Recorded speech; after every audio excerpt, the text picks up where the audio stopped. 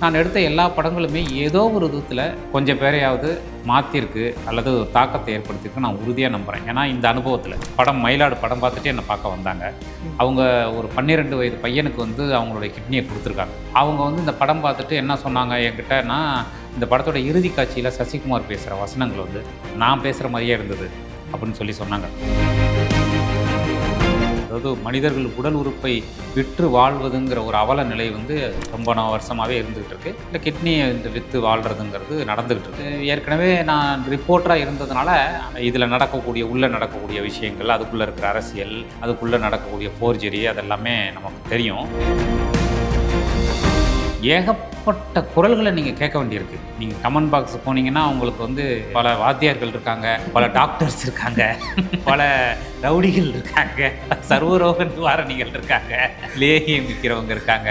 அதெல்லாம் நம்ம என்ஜாய் பண்ணுறதுக்கான ஒரு ஸ்பேஸ் தான்.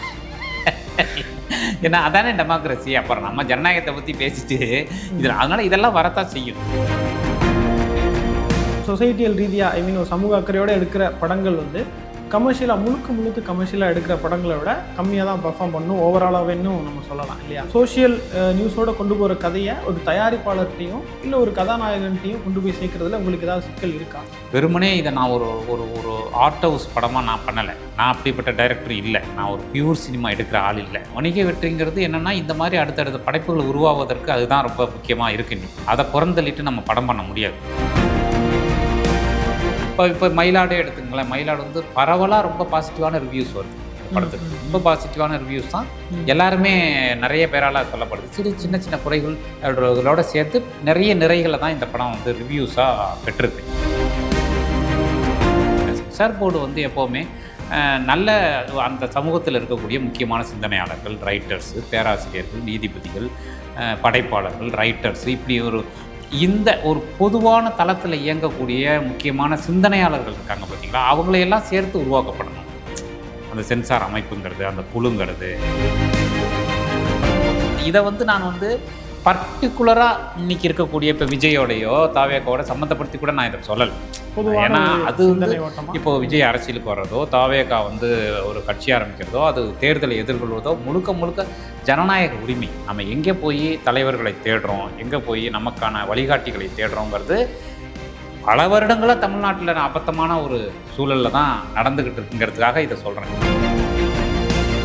திராவிடர் கழகம் மாதிரி ஒரு முற்போக்கு அமைப்பில் இருக்கக்கூடிய ஒரு பெண்ணுக்கும், ஒரு ஆர்எஸ்எஸ் மாதிரியான அமைப்பை சேர்ந்த ஒரு பையனுக்கும் காதல் வந்தால் எப்படி இருக்கும், அந்த முரண் எப்படி இருக்கும் அப்படின்னு ஒரு கதையை.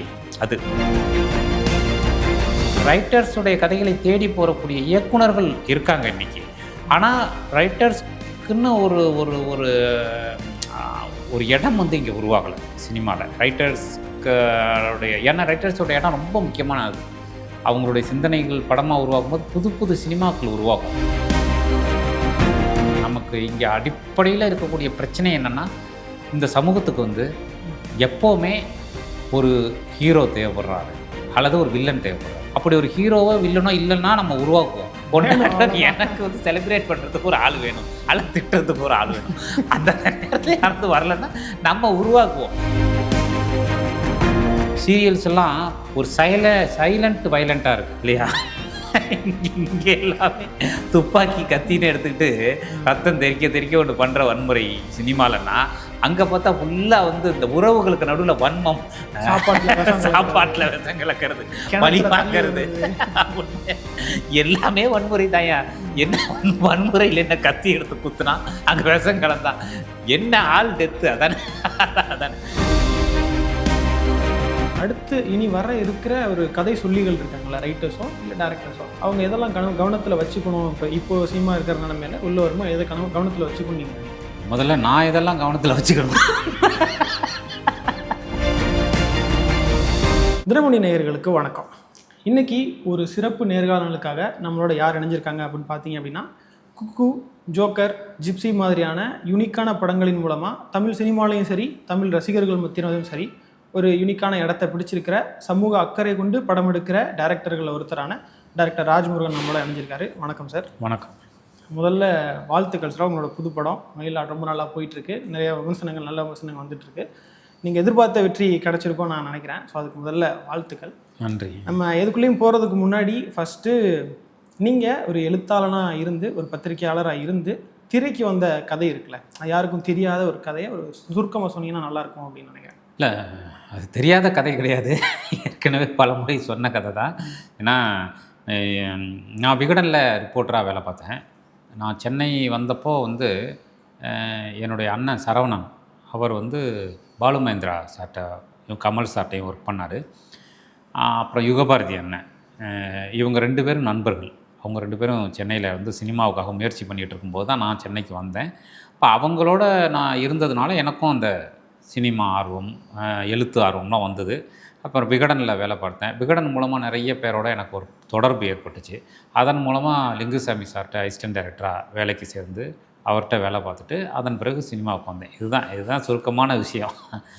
சரி சரி. இப்போது இத்தனை படங்கள் எடுத்து இப்போ மயிலாடுக்கு வந்து நிற்கிறீங்கல்ல, அந்த கிட்னி கடத்தல் சம்மந்தமாக நீங்கள் எடுத்துருக்கீங்களா? ஸோ இது ரொம்ப நாளாக இருக்கிற ஒரு விஷயமா இதை பார்க்கலாம் இல்லையா? ஏன்னா கிட்னியை விற்கிறது அப்படின்றது நம்ம ஒரு சொல்லாடலாகவே மாறிடுச்சு. கிட்னி ஒரு விட்டுட்டுறோம் பார்த்துருவோம், இது கிட்னியை தான் பிழைச்சிக்கலாம் அப்படின்னு சொல்கிறதில்ல. ஸோ அதை நீங்கள் இப்போ கையில் எடுத்துக்கிறதுக்கான காரணமாகவும் இத்தனை நாள் அது இருக்கிறதுக்கான காரணமாகவும் நீங்கள் எதை பார்க்குறீங்க? இல்லை, இது வந்து நீங்கள் சொன்ன மாதிரி பல காலமாக இது இருந்துக்கிட்டு இருக்குது. இந்தியா முழுவதுமே எல்லா மாநிலங்கள்லையுமே இது, அதாவது மனிதர்கள் உடல் உறுப்பை விற்று வாழ்வதுங்கிற ஒரு அவல நிலை வந்து ரொம்ப வருஷமாகவே இருந்துக்கிட்டு இருக்குது. இல்லை, கிட்னியை இந்த விற்று வாழ்கிறதுங்கிறது நடந்துக்கிட்டு இருக்குது. ஸோ இது வந்து எனக்கு இது ஏற்கனவே நான் ரிப்போர்ட்டராக இருந்ததுனால அந்த காலத்துலேருந்தே இந்த விஷயம் வந்து எனக்கு தெரியும். இதில் உள்ளே நடக்கக்கூடிய விஷயங்கள், அதுக்குள்ளே இருக்கிற அரசியல், அதுக்குள்ளே நடக்கக்கூடிய ஃபோர்ஜரி, அதெல்லாமே நமக்கு தெரியும்.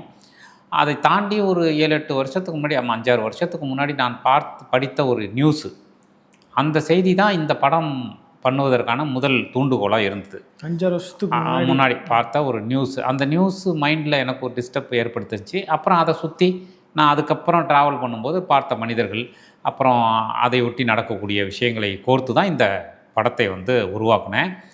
நமக்கு என்ன இதில் இருக்கக்கூடிய முதல் அதிர்ச்சியாக இருந்தது அப்படின்னா, நம்மளுடைய வறுமை, நம்முடைய கடன், நமக்கு ஒரு பிரச்சனை அப்படின்னா நம்ம வந்து நம்முடைய நகைகளை அடகு வச்சு வாழ்கிறதுங்கிறது ஒரு இயல்பாக நடக்கக்கூடிய ஒரு விஷயம். ஆனால் உறுப்பை கொண்டு போய் விற்று வாழக்கூடிய சூழல் வந்து ஒரு மனிதர்களுக்கு இருக்குது அப்படின்னா அவங்க எந்த இடத்துல இருப்பாங்க, அவங்களுடைய மனநிலை என்ன, இதெல்லாம் தான் என்னை ரொம்ப பாதிச்சுது.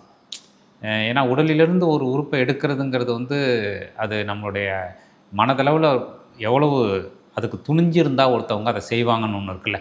அப்போ எவ்வளோ நெருக்கடிக்கு அவங்க ஆளாயிருப்பாங்க, அவங்களுடைய கடனோ வறுமையோ எந்த இடத்துக்கு அவங்கள கொண்டு போய் தள்ளுது. அவங்க எல்லாமே நம்ம சக மனிதர்கள் தான். இந்தியா மாதிரி ஒரு டெமோக்ரஸிக்குள்ளே நம்முடைய சக மனிதர்களாக அவங்க இருக்காங்க. அவங்கள நம்ம தினமும் கடந்து போயிட்டுருக்கோம். அவங்க வயிற்றில் ஒரு கோடு போட்டிருக்கிறது நமக்கு தெரியல அப்படிங்கிற ஒன்று இருக்கு இல்லையா? அதில் அந்த ஒரு அடிப்படையான ஒரு இடத்துலேருந்து உருவானது தான் இந்த கதை. இப்போது நீங்கள் இத்தனை வருஷங்களுக்கு முன்னாடி பார்த்து, ஸோ அதுக்கு எதாவது பண்ணணும்னு சொல்லி இப்போ நீங்கள் பண்ணுறீங்க. எல்லா படங்களுமே வந்து அந்த மாதிரி ஏதோ ஒன்று உங்களுக்கு வந்து ஒரு சின்ன அக்கறை வருது. ஸோ அதனால் அதை சார்ந்து ஒரு படம் எடுக்கணும்னு ஆசைப்பட்றீங்கல்ல. இப்போ மயிலாடு வரை வந்ததுக்கப்புறம் இத்தனை படங்களில் நீங்கள் சில விஷயங்கள் எதிர்பார்த்து இத்தனை படங்கள் எடுக்கிறீங்கல்ல. ஸோ அந்த எதிர்பார்ப்புகள் வந்து சமுதாயத்தில் நிகழுதுன்னு நீங்கள் நினைக்கிறீங்களா, பார்க்குறீங்களா? ஃபஸ்ட்டு விஷயம், எதிர்பார்த்தெல்லாம் எடுக்கிறது இல்லை. நம்ம வந்து ஒரு படைப்பு எடுக்கிறோம், அது வந்து யாராவது ஒரு இதயத்தை மாற்றினா கூட அல்லது அதில் ஒரு தாக்கத்தை ஏற்படுத்தினா கூட போதுங்கிறது தான் ஒரு ரைட்டராக, ஒரு டைரக்டராக என்னுடைய பார்வை. ஒரு ஆள்னா கூட போதும். ஏன்னா நம்ம ஒரு இது இன்னும் சொல்லப்போனால் நம்ம இதை எடுக்கிறது வந்து நம்முடைய ஒரு சுய திருப்திக்குன்னு கூட சொல்லலாம். என்னால் என்ன பண்ண முடியும்னு ஒன்று இருக்குல்ல. இப்போ நம்ம எல்லாருக்குமே அப்படியான ஒரு கடமை இருக்குது. என்னால் என்னுடைய சூழலுக்கு என்ன பண்ண முடியும் அப்படின்னு நினைக்கும்போது எனக்கு எழுத வரும், எனக்கு படம் எடுக்க வரும், எனக்கு பேச வரும். ஸோ இந்த சூழலில் நான் என்ன பண்ண முடியும் அப்படின்னு நினைக்கும் போது என் கையில் இருக்கக்கூடிய ஒரு மீடியமை நான் பயன்படுத்துகிறேன். அவ்வளவுதான். அது என்ன மாதிரியான விளைவுகளை ஏற்படுத்துங்கிறது நம்முடைய எதிர்பார்ப்பு இல்லை.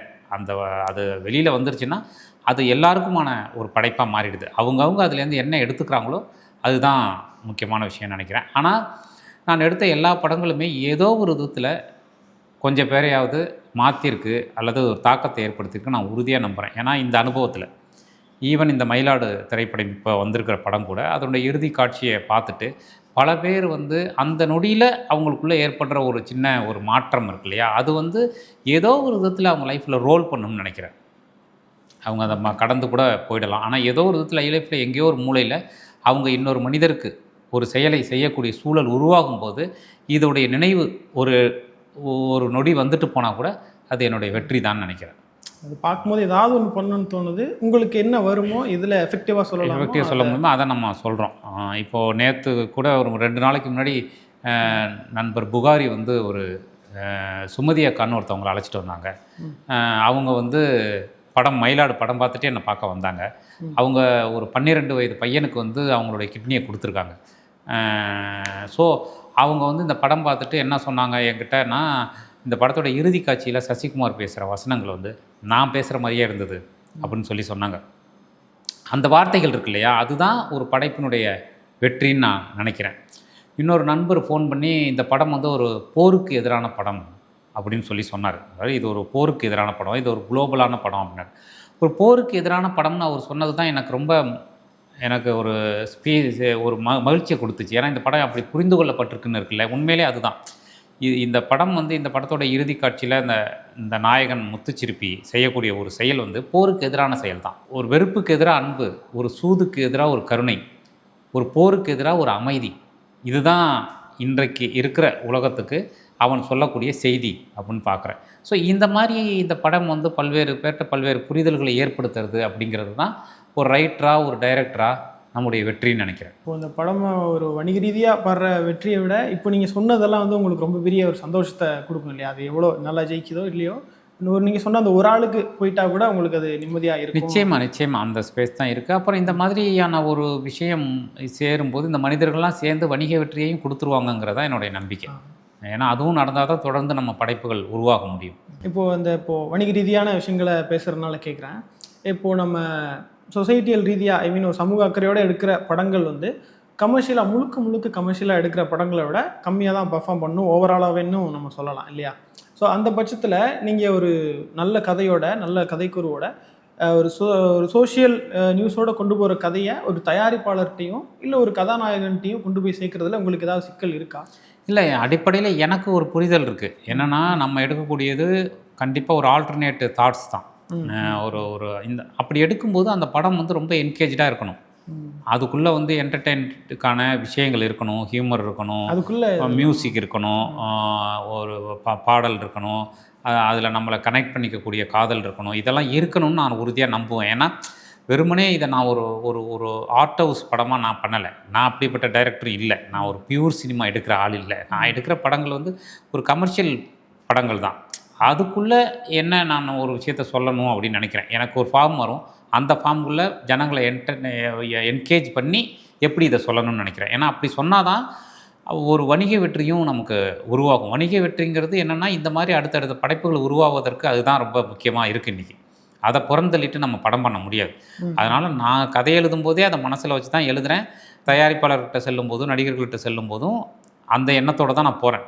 என்னதான் இருந்தாலும் அந்த விஷயங்களும் இருக்கும், அதுவும் இருக்கணும். ஏன்னா இந்த படம் ஒரு எல்லாருக்குமான படமாக இருக்கும், மெயின் ஸ்ட்ரீம் படமாக இருக்கும் அப்படிங்கிற ஒரு ஸ்பேஸில் ஒர்க் பண்ணிட்டு தான் போகிறேன். அதனால் எனக்கு பெரிய சிரமங்கள் வரலை. இன்னொரு விஷயமா என்ன இருக்கும் அப்படின்னா, இப்போ இந்த தயாரிப்பாளர்கள், கதாநாயகன் அதெல்லாம் தாண்டி நம்ம படம் எடுத்து முடிச்சதுக்கப்புறம் ஆடியன்ஸ், ஒரு செட் ஆஃப் ஆடியன்ஸ் எப்பயுமே இருப்பாங்க. எந்த படம் ரிலீஸ் ஆனாலும் இருப்பாங்க. என்ன சொல்லுவாங்கன்னா, இப்போ எக்ஸாம்பிளுக்கு ஒரு சாதி ரீதியான ஒரு படம் நல்ல இது வருதுன்னு வச்சுக்கோங்களேன், எதுக்கு ஜாதியை பற்றி எடுக்கிறீங்க, நீங்கள் தான் அதை வச்சு வியாபாரம் பண்ணிக்கணும். இல்லை ஏதாவது சோஷியல் மெசேஜோட வச்சோம் அப்படின்னா, நானே பல கஷ்டங்கள் வந்து தியேட்டருக்கு வர்றேன், எதுக்கு இதை காட்டுறீங்க அப்படின்னு அதையும் சொல்லுவாங்க. அவங்கள நீங்கள் எப்படி பார்க்குறீங்க? அவங்களுக்கு சொல்கிற பதிலாக நீங்கள் எது இருக்கணும் நினைக்கிறீங்க? இல்லை, என்னென்னா நமக்கு இன்றைக்கி இருக்கிற சூழலில் இந்த சமூக வலைதளங்கள்லாம் வந்துட்ட பிறகு பல்வேறு குரல்கள் வருது. இது டெமோக்ரஸியோடைய இன்னொரு ஸ்டேஜ். ஸோ இதை நம்ம புரிஞ்சுக்கணும். அதனால் ஏகப்பட்ட குரல்களை நீங்கள் கேட்க வேண்டியிருக்கு. நீங்கள் கமெண்ட் பாக்ஸ் போனீங்கன்னா உங்களுக்கு வந்து பல்வேறு அங்கே வந்து பல வாத்தியார்கள் இருக்காங்க, பல டாக்டர்ஸ் இருக்காங்க, பல ரவுடிகள் இருக்காங்க, தெரியாது, பல அக்குபஞ்சர் டாக்டர்ஸ் இருக்காங்க, பல சர்வரோக நிவாரணிகள் இருக்காங்க, லேகியம் விற்கிறவங்க இருக்காங்க, இன்னொரு பக்கம் வந்து ரொம்ப அற்புதமான ஆட்கள் இருக்காங்க. ஸோ அதெல்லாம் நம்ம என்ஜாய் பண்ணுறதுக்கான ஒரு ஸ்பேஸ் தான். ஏன்னா அதானே டெமோக்ரஸி. அப்புறம் நம்ம ஜனநாயகத்தை பற்றி பேசிட்டு அதனால் இதெல்லாம் வரத்தான் செய்யும். அதை இந்த கருத்துக்களோடு தான் நீங்கள் படம் எடுக்கணும். நீங்கள் என்ன படம் எடுக்கிறதுங்க, நீங்கள் என்ன படைப்பை கொடுக்குறீங்கிற தெளிவு உங்களுக்கு இருந்தால் போதும். நீங்கள் பேசுகிற அரசியல், நீங்கள் உங்களுடைய பார்வை, உங்களுடைய படைப்பு அது உங்களுக்கு தெளிவாக இருக்கா முதல்ல. ஏன்னா நீங்களே குழப்பத்தில் இருந்தீங்கன்னா அது கஷ்டம். உங்களுக்கு அந்த தெளிவு இருந்தது அப்படின்னா அந்த தெளிவில் நீங்கள் ரொம்ப சரியாக இருக்கணும். நீங்கள் இந்த குரல்களெல்லாம் கேட்டு நீங்கள் ஒன்று பண்ணணும்னு நினச்சிங்கன்னாக்கா அது வந்து குக்கு வித் கோமாளி தான் பண்ண முடியும். இந்த ஆடியன்ஸ்லாம் ஒரு பக்கம் இருந்தாலும் படம் ரிலீஸுக்கு முன்னாடி சென்சார் போர்டுன்னு ஒரு இதுக்கு போக வேண்டியது இருக்குது. ஸோ அவங்க சில பல விஷயங்களை பண்ணுவாங்க. இப்போ ஒரு படம் வந்து ரிலீஸ் ஆக முடியாமலும் இருக்குது. நீங்கள் ஜிப்சிக்கு அவங்கள்ட்டேருந்து நிறையா கட்ஸ் அதுக்காகவே பண்ணீங்கல்ல. ஸோ அந்த சென்சார்ஷிப் அப்படின்றது நீங்கள் உங்களை ஒரு எழுத்தாளனாவோ இல்லை இயக்குனராவோ எங்கேயும் அது முடக்குதுன்னு நீங்கள் நினைக்கிறீங்களா? இல்லை, சென்சார் போர்டை பற்றி நம்ம நிறைய பேசிட்டோம். நான் வந்து நிறைய பேசியிருக்கேன். ஏன்னா எனக்கு வந்து பர்சனலாக வந்து அங்கே கெட்டதும் நடந்திருக்கு, நல்லதும் நடந்திருக்கு. இப்போ மயிலாடு பார்த்திங்கன்னா எந்த கட்டுமே இல்லை. அவங்க ரொம்ப நார்மலாக ஒரு படத்துக்கு கெட்ட வார்த்தைகள்லாம் மீட் பண்ணி அனுப்புகிற மாதிரி பண்ணாங்க. ரொம்ப அப்ரிஷியேட்டும் பண்ணாங்க. ஸோ அதனால் ஜிப்சியில் வேறு ஒன்று நடந்தது. நிறைய கட்ஸு வாங்கினுச்சு. அந்த படத்தில் நிறைய பிரச்சனை உருவானுச்சு. அதனால் சென்சார் போர்டை பற்றி நான் தொடர்ந்து பேசுகிற விஷயம் ஒன்று தான். இப்போ என் படத்துக்கு ஒன்று பாருங்கள், என் படத்துக்கு அவங்க அப்போ நடந்தது, இப்போ நல்லதும் நடந்திருக்கு. அதனால் நான் ஒரு ஸ்டாண்ட் எடுத்து பேசினா அது சரி இருக்காது. புரியுது நான் சொல்கிறது உங்களுக்கு? அதனால் பொதுவாக ஒரே ஒரு விஷயந்தான் நான் அதனால் பேசிகிட்டு இருக்கேன். ஏன்னா இன்றைக்கி ஒரு ஆட்சி இருக்கும், நாளைக்கு ஒரு ஆட்சி மாறும். ஆனால் எல்லா சூழல்லையும் சென்சார் போர்டு சந்திக்கக்கூடிய பிரச்சனைகள் என்னவாக இருக்குன்னா, அந்த நேரத்தில் இருக்கிற சூழலுக்கு அந்தந்த கட்சியை சேர்ந்தவர்கள் அதுக்குள்ளே வரும்போது ஏற்படக்கூடிய பிரச்சனையாக அது பார்க்கப்படுது. அதனால தான் நான் தொடர்ந்து பொதுவாக ஒரே ஒரு கருத்தை தான் சொல்லிகிட்டு இருக்கேன். சென்சார் போர்டு வந்து எப்போவுமே நல்ல அந்த சமூகத்தில் இருக்கக்கூடிய முக்கியமான சிந்தனையாளர்கள், ரைட்டர்ஸு, பேராசிரியர்கள், நீதிபதிகள், படைப்பாளர்கள், ரைட்டர்ஸு, இப்படி இந்த ஒரு பொதுவான தளத்தில் இயங்கக்கூடிய முக்கியமான சிந்தனையாளர்கள் இருக்காங்க பார்த்தீங்களா, அவங்களையெல்லாம் சேர்த்து உருவாக்கப்படணும் அந்த சென்சார் அமைப்புங்கிறது, அந்த குழுங்கிறது. அப்போ அதில் வந்து எப்போவுமே ஒரு பார்வை இருக்கும். அந்த பார்வை வந்து வெகுஜன ஒரு ஒட்டுமொத்த சமூகத்துக்குமானதாக இருக்கும், ஒரு சார்பு நிலை இல்லாமல் இருக்கும். அப்படிங்கிறதுனால அதை உருவாக்குங்க அப்படிங்கிறது தான் பொதுவாக என்னுடைய கருத்தாக இருக்குது. சரி, இப்போ படங்களுக்கு இது பண்ணால் கூட ஓடிடியில் இந்த இது இல்லாமல் இருக்குன்னு நீங்கள் நினைக்கிறீங்களா? ஓடிடியில் ஆரம்பத்தில் இருந்தது. ஆரம்பத்தில் என்ன இருந்ததுன்னா, சினிமாவில் சொல்ல முடியாத சில விஷயங்கள்லாம் ஓடிடியில் சொல்லலாம். ஓடிடின்னு இன்னொரு ஃபார்ம் வந்திருக்கு அப்படின்னு சொல்லிட்டு இருந்தது. ஆனால் அதுக்கப்புறம் இப்போ சினிமாவை விட சென்சார் அதிகமாக அங்கே மாறிடுச்சு. ஏன்னா எப்போவுமே நீங்கள் தனிப்பட்ட முறையில் உங்களுடைய ஒரு மீடியம் இருந்ததுன்னா பிரச்சனை கிடையாது. இது எல்லாமே ஒரு வியாபாரத்துக்கான கூட்டு முயற்சியில் உருவான மீடியமாக இருக்குது. அதனால் இப்போ அவங்க ஓடிடியுமே வந்து அவங்க முதலாளிகள் தானே. அவங்க ஒரு வியாபாரத்தை இங்கே உருவாக்குறாங்க. அந்த சூழலில் அவங்களுக்கு நெருக்கடிகள் வரும்போது அவங்களால ஒன்றும் பண்ண முடிய மாட்டேங்குது. அவங்களுக்கு ஒரு நெருக்கடி உருவாகும்போது அப்போ எதுக்கு இதை பண்ணிக்கிட்டு, அப்போ நிறைய வழக்குகள் வருது, நிறைய விஷயங்களை எதிர்கொள்ள வேண்டியிருக்கு. அப்போ எதுக்கு இவ்வளோ டஃப்பான நம்ம இதை பண்ணணும்னு சொல்லி அவங்க ஒரு சென்சார் உருவாக்கிக்கிறாங்க. அது வந்து சட்டபூர்வமானதாக இல்லை, பட்டு அவங்களுக்குன்னு ஒரு தனி சென்சார் இருக்குது. அதனால் நீங்கள் போய் இப்போ போய் நீங்கள் ஓடிடியில் நான் நினச்சதெல்லாம் பண்ணிடலான்னு பண்ண முடியாது. ஸோ இன்றைக்கி இருக்கிற சூழல் அப்படி இருக்குது. ஸோ அதனால் நமக்கான மீடியத்தை உருவாக்கிக்கிற நம்மளோட ரொம்ப இப்போ நம்ம குறையில் பேசணும்னா இன்றைக்கி வந்து சமூக வலைதளங்களை நம்ம பேச வேண்டியது தான். பட் அதுவுமே உங்களுக்கு பிளாக் பண்ணப்படுது அல்லது அப்படின்னு ஒன்று இருக்கு இல்லையா? அதனால் இதுக்கு நடுவில் நம்ம சமரசம் இல்லாமல் நம்ம தொடர்ந்து குரலை ஒழிச்சிக்கிட்டே இருந்தால் அது இந்த நெருக்கடிகளுக்கு நடுவுலையும் ஒரு குறைந்தபட்ச மாற்றத்தை உருவாக்கிக்கிட்டே இருக்கும். அது இன்னும் அடுத்தடுத்த பேரை போய் சேரும். அப்படிங்கிறதெல்லாம் தான் நமக்கு முக்கியமாக இருக்குது. இப்போ வாச்சாத்தி போராட்டம் 30 வருஷ போராட்டம் நடந்தது. அது அவ்வளோ பெரிய ஒரு விஷயம். இன்றைக்கு அது ஒரு டாக்குமெண்ட்ரியாக காம்ரேட் டாக்கீஸில் வந்த பிறகு இத்தனை பேரால் பார்க்கப்படுது இல்லையா வந்துட்டு. ஸோ எல்லாத்துக்குமே இன்றைக்கு குரல்களை கேட்பதற்கான செவிகள் இருக்கிறது. அப்படிங்கிறதுனால நம்ம வேலையை நம்ம பார்த்துக்கிட்டே இருக்கணும் இந்த இடர்பாடுகளுக்கு நடுவில்ங்கிறது தான் என்னுடைய கருத்து. சரி, இப்போ நீங்கள் ஓடிடியில் அந்த ஒரு எபிசோட் பண்ணீங்கல்ல, ஆனால் நீங்கள் அந்த எபிசோட் பண்ணுறதுக்கு முன்னாடி வேறு ஐடியா ஒன்று வச்சுருந்ததா நீங்கள் சொல்லியிருக்கீங்கல்ல, இந்த பிஜேபி அப்படின்னு. ஸோ அதை பற்றின தகவல் தான் சொல்ல முடியுமா? அது ஒரு காதல் கதையாக வரும் அப்படின்னு கேட்க இன்ட்ரெஸ்டிங்காக இருந்தது. இல்லை ஆமாம், அது ஒரு மாடர்னில் ஒன்று பண்ணோம். அது குமார் ராஜா தோழர் அவருடைய தயாரிப்பில் பண்ணப்பட்டது. அப்போ வந்து காதல் கதைகள் தான் பண்ணணும் அப்படிங்கும்போது ஒரு அது வந்து I think times of New York டைம்ஸில் வரக்கூடிய இந்த காதல் பற்றின ஆர்டிகிள்ஸை மையப்படுத்தி அதை எடுக்கணும். அவங்க அந்த ஆர்டிக்கிள் நம்ம கொடுத்துருவாங்க. அதுலேருந்து ஒரு சின்ன கருவு எடுத்துக்கிட்டு நம்ம ஒரு கதை பண்ணணும்னு. அந்த மாதிரி ஒரு விஷயம் வரும்போது 2 அரசியல் எதிர் அரசியல் தத்துவத்தில் கட்சியில் இருக்கக்கூடிய 2 பேருக்குள்ள ஒரு காதல் வந்தால் எப்படி இருக்கும் அப்படின்னு ஒரு கதை அது. அங்கே இருக்க ஸோ இங்கே அதை நம்ம மாற்றம் செய்யும்போது இங்கே ஒரு டிகேல இருக்கக்கூடிய ஒரு திராவிடர் கழகம் மாதிரி ஒரு ஒரு ஒரு முற்போக்கு அமைப்பில் இருக்கக்கூடிய ஒரு பெண்ணுக்கும் ஒரு இந்த பக்கம் ஒரு ஆர்எஸ்எஸ் மாதிரியான இன்னொரு அமைப்பை சேர்ந்த ஒரு பையனுக்கும் அந்த இன்ஃப்ளூயன்ஸ் உள்ளவங்க இந்த இன்ஃப்ளூயன்ஸ் உள்ள 2 பேருக்கு நடுவில் ஒரு காதல் வந்தால் எப்படி இருக்கும், அந்த முரண் எப்படி இருக்கும் அப்படின்னு ஒரு கதையை அது இருந்தாலும் இன்ட்ரெஸ்டிங்காக இருக்குல்ல. பட் அதனால அந்த கதையை எழுதப்பட்டது அது ரொம்ப இன்ட்ரெஸ்டாக இருந்தது. பட் அதை எடுக்க முடியல. அது எடுத்தால் அது ரொம்ப இந்த பிரச்சனை உருவாகுங்கிறதுனால அதை எடுக்க முடியல. இப்போ சீரீஸ் பற்றி சொல்கிறனாலே கேட்குறேன். நீங்கள் இதில் சொல்லியிருந்தீங்க என்னென்னா ஜப்பான் நான் சீரியஸாக எடுக்கிற ஐடியாவில் தான் இருந்தேன் அப்படின்னு சொன்னீங்கல்ல. ஸோ அதை படமாக மாற்றும் போது உங்களுக்கு ஏற்பட்ட சிக்கல்கள் இருக்கும். ஏன்னா அதை குறைக்கணும். சீரீஸ்ன்றப்போ நிறையா உங்களுக்கு ஆமாம். ஸோ அதை நீங்கள் எப்படி டீல் பண்ணி அதை குறைக்கிறதுக்கான இல்லை, அது சீரியஸாக முழுமையாக எழுதப்படலை. சீரியஸ்க்காக எழுதப்பட்ட கதை அது முழுமையாக சீரியஸாக எழுதப்படலை. அதுக்கான கதையாக உருவானுச்சு. அந்த கதையை இப்போ பல்வேறு கேரக்டர்ஸ் வச்சு நீங்கள் சொன்ன மாதிரி சீரியஸ்க்கும் போது ஒரு எபிசோடுக்கும் ஒரு லைஃபுக்குள்ளே போகலாம், அந்த மாதிரி செய்யலாம்னு அடிப்படையாக உருவாக்கப்பட்ட கதை. அதுக்கப்புறம் அது சினிமாவாக மாறலாம் அப்படின்னு முடிவு பண்ணப்போ சினிமாவுக்குண்டான ஃபார்மேட்டுக்குள்ளே அந்த கேரக்டர்ஸை சுருக்கிட்டு வச்சு பண்ணது தான் அந்த கதை. சில படங்களுக்கு எழுத்தாளராகவும் தனியாக வேலை பார்த்துருக்கீங்க, டைரக்ட் பண்ணாமல் எழுத்தாளராகவும் இருக்கீங்கல்ல. ஸோ இப்போது தமிழ் சினிமாவில் அந்த எழுத்தாளர்களுக்கான ஒரு இடம் நல்லதாக இடமா க்ரியேட் ஆகிருக்குன்னு நினைக்கிறீங்களா? அவங்களுக்கு தேவையான ஒரு அங்கீகாரம் ஒரு இடம் க்ரியேட் ஆயிடுச்சுன்னு நினைக்கிறீங்களா? அந்த மலையாள சினிமாலாம் பார்த்தோம் அப்படின்னா ஸோ அவங்க பேருக்காகன்ற ஒரு எரா க்ரியேட் ஆகிருக்கல, ரைட் ரிவர் பானம் பார்க்கலாம். ஸோ அது மாதிரி தமிழில் க்ரியேட் ஆயிடுச்சா? இல்லை அதெல்லாம் ஆகலை. நீங்கள் பார்த்துட்டு தானே இருக்கீங்க. அதனால் அப்படி ரைட்டர்ஸ்க்கான ஒரு ஸ்பேஸ் தமிழ் சினிமாவில் உருவாகவே இல்லை. ஏன்னா அவங்களுடைய கதைகள் வருது.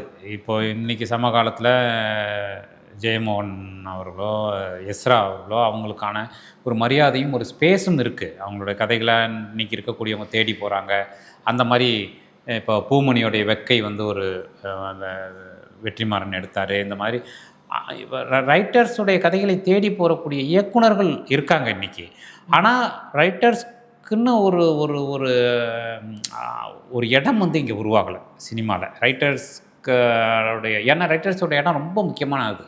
அவங்களுடைய சிந்தனைகள் படமாக உருவாகும் போது புது புது சினிமாக்கள் உருவாகும்.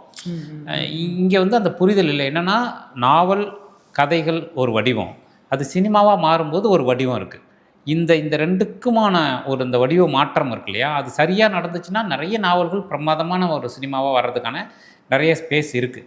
ஆனால் இந்த நடுவில் இருக்கிற இது ரெண்டுக்கும் நடுவில் இருக்கக்கூடிய இணைப்பு இங்கே இன்னும் சரியாக உருவாகலை. அதை ஒருவேளை டைரக்டர்ஸ் இன்னும் அதை கரெக்டாக புரிஞ்சுக்கணும். அந்த கதைகளை ரைட்டர்ஸும் இந்த ஃபார்மை கரெக்டாக புரிஞ்சுக்கணும்னு இந்த 2 புரிதல் இருக்கு இல்லையா, அந்த புரிதல் வரணும். அப்போ ரைட்டர்ஸ்க்கான மரியாதை உருவாகணும். எக்கனாமிக்கலாக அவங்களுக்கான ஸ்பேஸை இன்னும் ஏன்னா அவங்க தான் முக்கியங்கும் போது நம்ம ஆட்கள் எப்படி பண்ணுறாங்கன்னா அது ஓகே என்ன கதை கொடுப்பாங்களோ அவங்க அப்படின்னு ஒரு அதை பட் அவங்களுக்கு உண்டான பொருளாதார மரியாதையையும் இன்னும் நல்லா செய்து அவர்களுக்கான மரியாதையை நம்ம அதிகப்படுத்தணும். அவங்க தான் ரொம்ப முக்கியம். அதை அதிகப்படுத்தி அவங்களுக்கான விஷயத்தை உருவாக்கும் போது நிறைய ரைட்டர்ஸ் இங்கே அவங்களுக்கான ஒரு ஸ்பேஸ் உருவாகும்னு நான் நம்புகிறேன். ஆனால் இப்போ அது இல்லை. இப்போ நீங்கள் கதைகள் மட்டும் எழுதிருக்கீங்க, டைலாக்ஸ் எழுதுறதை தாண்டி கதை எழுதுறீங்கன்னு வச்சுக்கோங்களேன். ஸோ அதை வேற ஒருத்தர் டைரக்ட் பண்ணும்போது உங்களுக்கு ஒரு ஃபீல் இருக்கும். நீங்கள் நினச்சது சில நேரம் வந்திருக்காது, இல்லை உங்களுக்குள்ள அந்த சிங்க் இருக்காது. ஸோ அந்த சிங்க் கிரியேட் ஆகிறதுக்கு என்ன பண்ணணும்னு நீங்கள் நினைக்கிறீங்க? இந்த 2 புரிதல் இருக்கு இல்லையா, சினிமா நாவல் எப்படி சினிமாவாக மாறுது, இது 2க்கு நடுவில் ஒரு கெமிஸ்ட்ரி இருக்குது. ஒரு இது மாதிரி தான், ஒரு ரசாயனம் கலக்கிற மாதிரி தான், ஒரு லேப் வேலை தான் அது கரெக்டாக இருக்கணும். அதில் இவரும் கரெக்டாக இருக்கணும், அவரும் கரெக்டாக இருக்கணும். புரியுதா உங்களுக்கு? இப்போ நான் ஒரு நாவல் எடுத்துருக்குறேங்கும் போது அது சினிமாவாக மாறும்போது நடக்கக்கூடிய மாற்றங்களை ஐயோ என்ன இப்படி சிதைக்கப்படுதே அப்படின்னு, அப்படி சிதைக்கப்படுறதும் உண்டு. ஆனால் அடிப்படையான மாற்றங்கள் உருவாகாமல் அப்படியே நாவல் எடுக்கிறது கஷ்டம் சினிமாவுக்கான. இதை ரைட்டர்ஸும் புரிஞ்சுக்கணும். அதே நேரத்தில் அந்த கதையோடைய ஆன்மாவை தான் நம்ம எதுக்காக அந்த கதையை எடுக்க போகிறோமோ அந்த ஆன்மாவை விட்டுட்டு அதை எடுக்கிறதுனால பிரயோஜனம் இல்லை.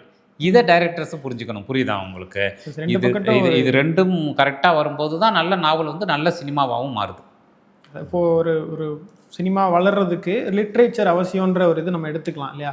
ஆனால் இப்போ ட்ரெண்டை நோக்கி போகிற ஒரு விஷயம் இருக்குல்ல, எப்படின்னா இப்போ பெரிய பெரிய டேரக்டர்ஸே என்ன மாதிரி பேச ஆரம்பிச்சிட்டாங்க அப்படின்னா, இதை நான் ரீல்ஸ் மாதிரி இந்த படத்தை எடுத்திருக்கேன், ஒவ்வொரு 30 செகண்டுக்கும் ஒரு நிமிஷத்துக்கும் ஒரு பூஸ்ட் இருக்கும் அப்படின்னு அதை நோக்கி ஓட ஆரம்பிச்சிருக்காங்க. ஸோ அதை நீங்கள் எப்படி பார்க்குறீங்க? அது நல்லது தானா இல்லை நல்லது கெட்டதுங்கிறத தாண்டி ஒரு ஒரு சினிமாவில் ஒவ்வொரு காலகட்டத்துலேயும் ஒவ்வொரு விதமான சொல்லாடல் உருவாகும், ஒரு திரைமொழி உருவாகும். அது வந்து அந்தந்த காலத்துக்கு ஏற்ப உருவாகுது. அது வந்து அதுவே தீர்மானிச்சுக்குது, அந்த அந்த டெக்னாலஜியே தீர்மானிச்சுக்குது. ஸோ இப்போ வந்து நீங்கள் சொல்கிற மாதிரி ஒரு படம் வந்து சீக்கிரம் அந்த படத்துடைய அளவு குறித்து பெரிய விவாதங்கள் இருக்குது. ஒரு படம் நம்ம இப்போ எழுதும்போதே 2 hours 2:10 இந்த மாதிரி முடிச்சிருங்க அப்படின்னு பேசக்கூடிய ஒரு சூழல் இன்றைக்கி உருவாயிருக்கு. குறிப்பிட்ட ஒரு விதமான படங்களுக்கு, பெரிய ஹீரோ படங்களுக்கு இன்னும் அந்த ஸ்பேஸ் இல்லை. பட் அதுக்கு கீழே இருக்கக்கூடிய படங்களுக்கு இந்த மாதிரியான விஷயங்கள் உருவாகுது.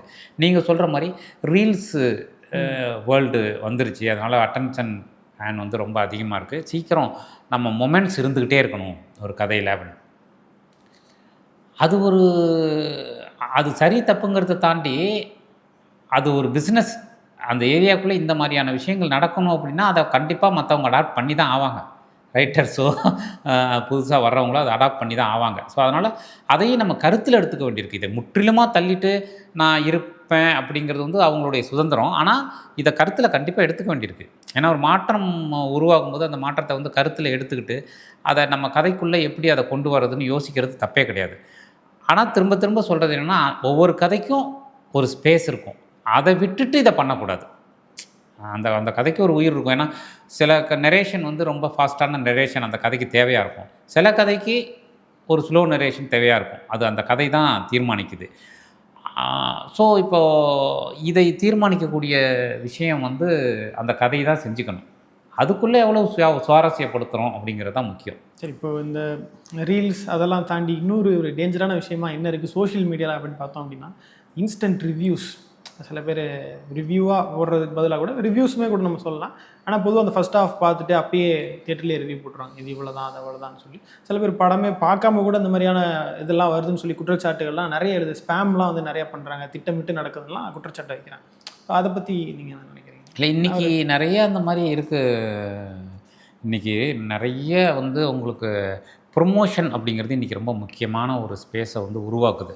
நீங்கள் ஒரு நல்ல படம் எடுத்தாலும் அதை பொசிஷனிங் பண்ணுறதுங்கிறது ரொம்ப முக்கியமாக இருக்குது.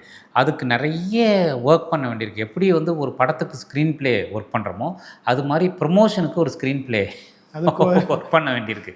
அது வந்து இன்றைக்கி அதெல்லாம் மொத்தமாக தனியாக தேவைப்படுது. அதுக்குன்னு ஒரு தனி அது ஒரு வேர்ல்டு. எனக்கு வந்து அந்த வேர்ல்டு வந்து பெரிய பரிச்சயம் இல்லாத ஒரு உலகம். நாம் பொதுவாக இந்த மாதிரி ஒரு ப்ரொமோஷன் ஏரியாக்குள்ளே நான் கொஞ்சம் வீக்கான ஆள் தான். ஏன்னா நம்ம போய் படம் எடுத்துட்டோம், அதுக்கப்புறம் போய் சந்தைக்கு போயிடுச்சுன்னா அது அவங்கவுங்க பார்த்துக்கிட்டு அவங்களுக்கு என்ன தோணுதோ அதை சொல்லுவாங்க அப்படிங்கிறது தான் என்னுடைய. ஆனால் இன்றைக்கி அப்படி இல்லை.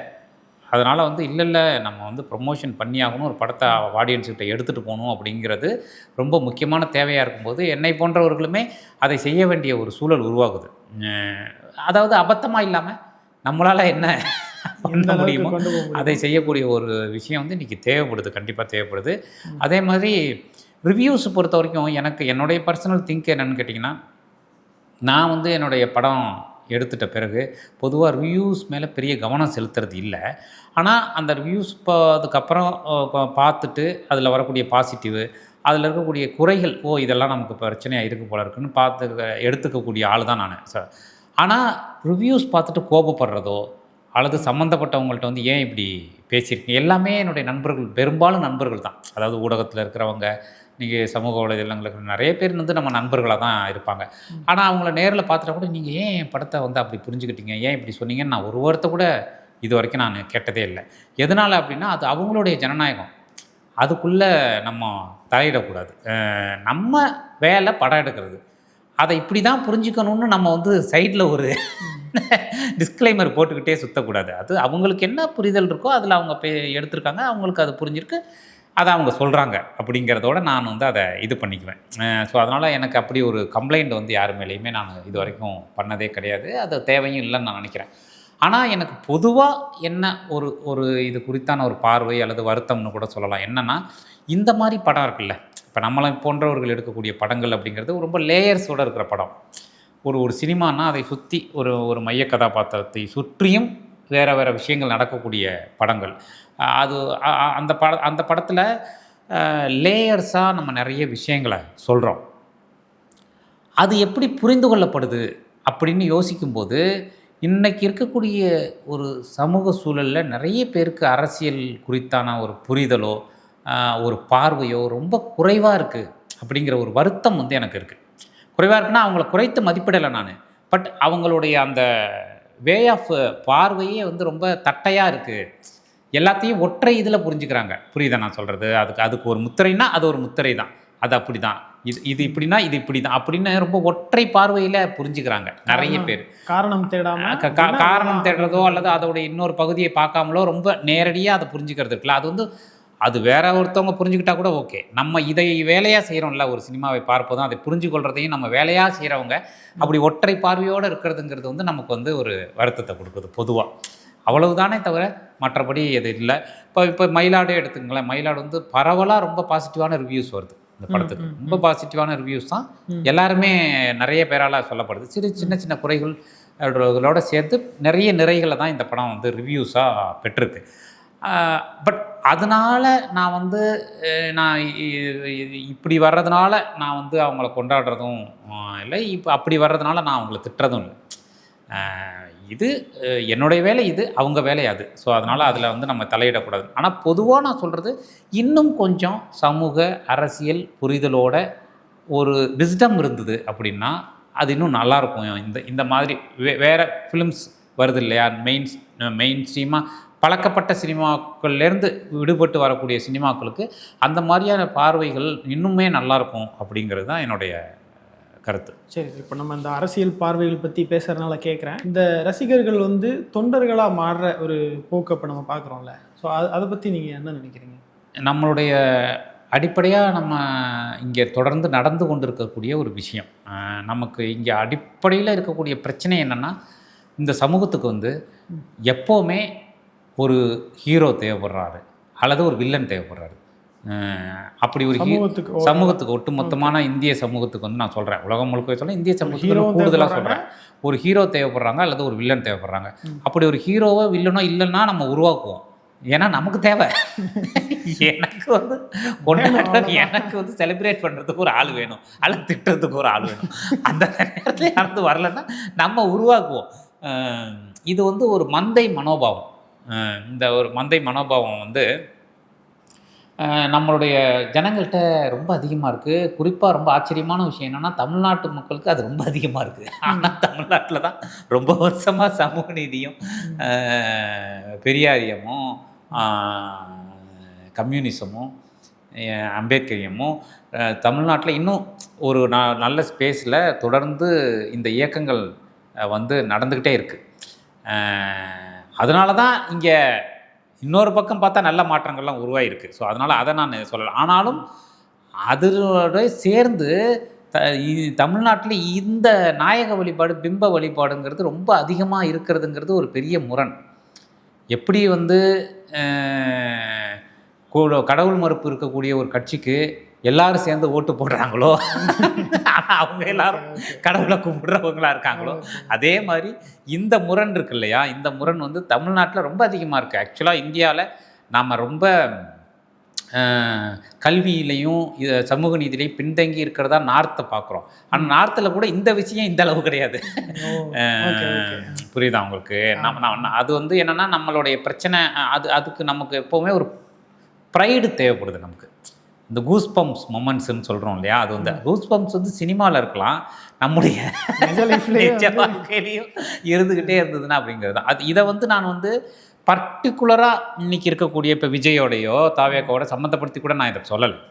ஏன்னா அது வந்து இப்போது விஜய் அரசியலுக்கு வர்றதோ, தாவேக்கா வந்து ஒரு கட்சி ஆரம்பிக்கிறதோ, அது தேர்தலை எதிர்கொள்வதோ முழுக்க ஜனநாயக உரிமை.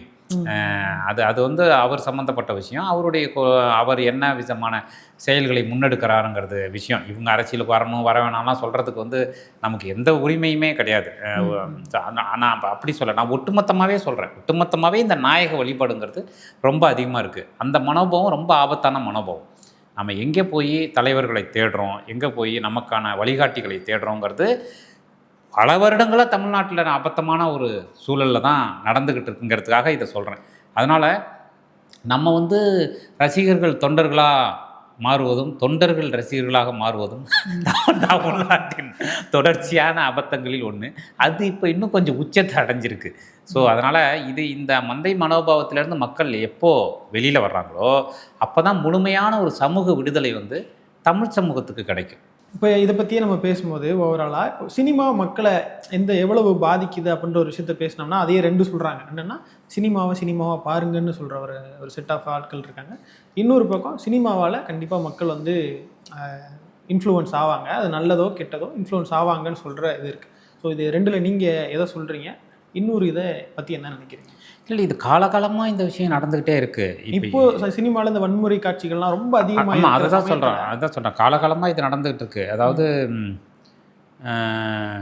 100வது நாள் படம் பார்த்துட்டு போய் ஒருத்தவர் வந்து 9 கொலை பண்ணார் அப்படின்லாம் ஒரு ஹிஸ்ட்ரி சொல்லுவாங்க. வந்துட்டு இப்படியான ஒரு விஷயம் நடந்துச்சுன்னா சொல்லுவாங்க. ஒருத்தர் கொலை பண்ணவர் அவர் சொன்னதுக்கு அந்த படம் என்ன ரொம்ப இது பாதிக்க வச்சுதுன்னெலாம் சொல்லணும் அப்படிங்கிறதெல்லாம் ஒரு செய்தி ஏற்கனவே உண்டு. நான் இதெல்லாம் உண்மை பொய்ங்கிறது தாண்டி செய்தியாக நம்ம கேள்விப்பட்டிருக்கோம். வந்துட்டு அந்த மாதிரி வந்து சினிமாவோட எப்போவுமே சம்மந்தப்படுத்தி அது என்ன பாதிச்சுன்னு சொல்லி இந்த மாதிரியான விஷயங்கள்லாம் நடந்தது வந்து எல்லா காலத்துலேயுமே அப்படி இருந்தது.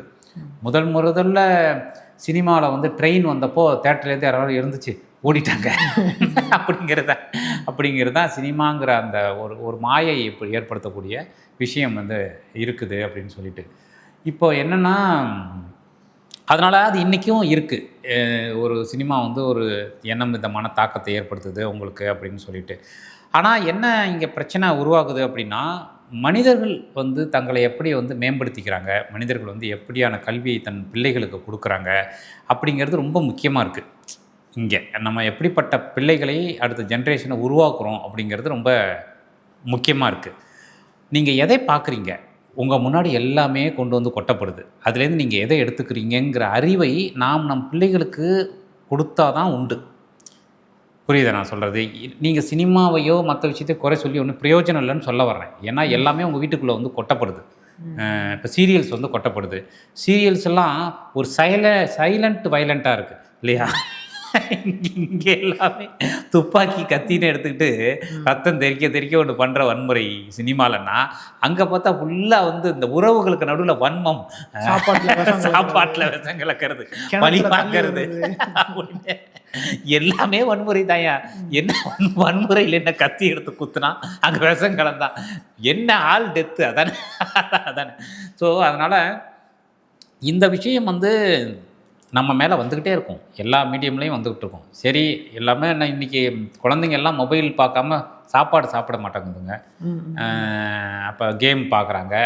இதெல்லாம் ஆட்டோமேட்டிக்காக ஒரு சமூகத்தோட மெதுவாக கலந்துருது. அந்தந்த காலகட்டத்தில் என்ன விதமான சூழல் உருவாகுதோ அந்த சூழல் வந்து அந்த சமூகத்தை பாதிக்குது.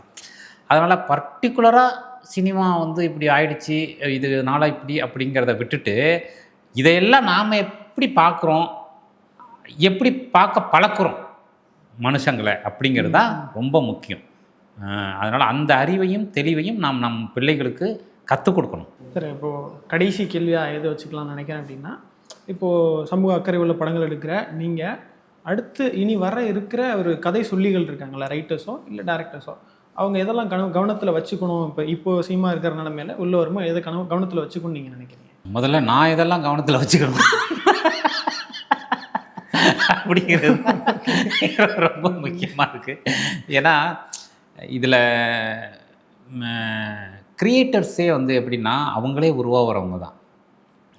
அவங்களுக்கு வந்து அவங்க பார்த்த சினிமா, அவங்க வாசிக்கிற புத்தகங்கள், அவங்க பார்க்க மனிதர்கள் அவங்களுக்கு கற்றுக் கொடுப்பாங்க அவங்க எதை வந்து எடுக்கணும். இன்னொன்று, கிரியேட்டர்ஸ் வந்து அவங்கவுங்களுக்கு ஒரு ரசனை உண்டு, அவங்கவுங்களுக்கு ஒரு பார்வை உண்டு. அதுதான் அந்த சினிமாவை எடுத்தால் தான் அவங்களால சரியாக அதை செய்ய முடியும். இப்போ நான் வந்து இன்னொருத்தவர்கிட்ட வந்து நீங்கள் இந்த கதையை இப்படி எடுங்களேன்னு சொல்ல முடியாது, நீங்கள் வந்து என்கிட்ட சொல்ல முடியாது. எனக்கு ஒரு வே ஆஃப் டெல்லிங் இருக்கும். ஸோ அந்த கதை ஒரே கதையை 100 பேர் எடுத்தால் 100 விதமாக எடுப்பாங்க. அந்த மாதிரி வரக்கூடிய கிரியேட்டர்ஸும் அவங்களுக்கு அவங்க எதில் ஸ்ட்ராங்காக இருக்காங்களோ, அவங்களுக்கு எது விருப்பமானதாக இருக்கோ, அவங்களுக்கு எது பிடிக்குதோ அவங்க வந்து அதை வந்து ஒரு சந்தோஷத்தோடு அதை அனுபவித்து எடுக்கணும். அவ்வளோதான். அது அந்த ஆர்ட்டோடு அவங்க வந்து கரைஞ்சி எடுக்கணுங்கிறது மட்டும்தான் விஷயமே தவிர அவங்க இதெல்லாம் கவனத்தில் எடுத்துக்கங்கன்னு நம்ம கிளாஸ் எடுக்கிறதுக்கு ஒன்றும் இல்லை. Okay sir. ஸோ இப்போது மயிலாட் படம் ரிலீஸ் ஆகி நல்லா போயிட்டுருக்க இந்த பரபரப்பான சூழலில் எங்களுக்கு இந்த நேரத்தை கொடுத்ததுக்காக ரொம்ப ரொம்ப நன்றி. இன்னும் நிறையா நீங்கள் வெற்றி படங்கள் எடுக்கணும், அதுக்கும் நாங்கள்லாம் இன்டர்வியூ எடுக்க வரணும் அப்படின்னு நான் நினைக்கிறேன். ரொம்ப நன்றி சார். ரொம்ப நன்றி. ரொம்ப நல்ல கேள்விகள் கேட்டு ஒரு டீட்டெயிலாக இவ்வளோ அழகான ஒரு இன்டர்வியூ எடுத்ததுக்கு தேங்க்யூ வெரி மச். நன்றி சார்.